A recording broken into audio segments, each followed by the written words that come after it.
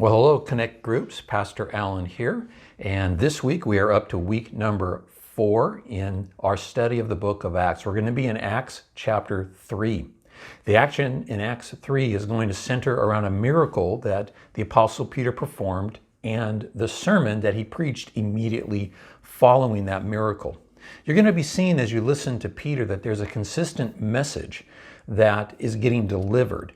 You see it also back in chapter 2 when Peter performed the miracle or was involved in that miracle of the languages there and then preached a sermon. Now Peter performs a miracle and again preaches a sermon. And there's a consistent message that the disciples of Christ are starting to deliver to the people who are there in Jerusalem.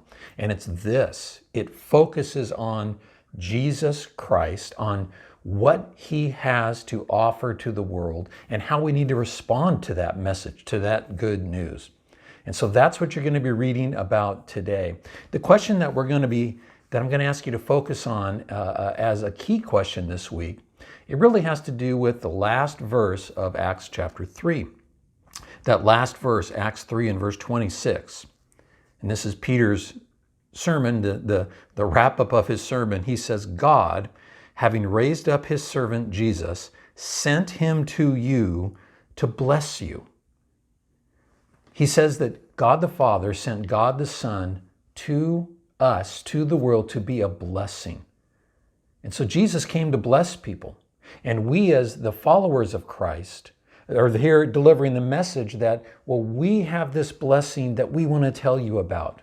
And so the question that you have is, well, what is the best blessing that the followers of Christ have to offer to the world?